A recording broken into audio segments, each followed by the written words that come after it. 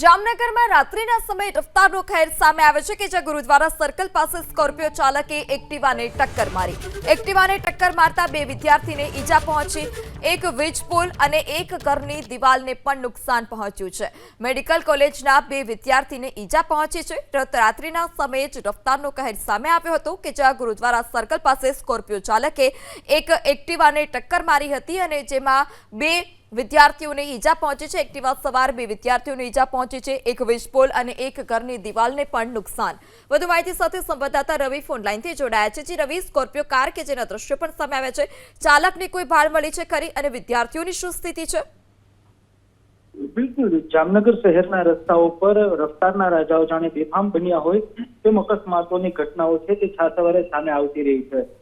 એવામાં ગત રાત્રિની આ ઘટના છે, જેમાં શહેરના ગુરુદ્વારા સર્કલ નજીક એક પૂરપાટ ઝડપે દોડી આવેલ સ્કોર્પિયોના ચાલકે એક્ટિવામાં જઈ રહેલા મેડિકલ કોલેજના બે વિદ્યાર્થીઓને અડફેટે લેતા બંને વિદ્યાર્થીઓ છે તે ઈજાગ્રસ્ત થયા છે. તેઓની સારવાર છે તે હાલ જીજી હોસ્પિટલમાં ચાલી રહી છે. મહત્વનું છે કે સ્કોર્પિયો ચાલક એટલી રફતારમાં હતો કે સ્કોર્પિયોની બંને એરબેગ છે તે ખુલી ગઈ હતી અને કાર છે તે નજીક રહેલા એક વીજ પોલ અને એક ઘર સાથે પણ અથડાઈ હતી. સમગ્ર મામલે પોલીસ ફરિયાદ હજુ સુધી નથી નોંધાઈ, પરંતુ જાણવા એવું મળી રહ્યું છે કે મામલે પોલીસ ફરિયાદ નોંધાવવાની તજવીજ છે તે ચાલી રહી છે.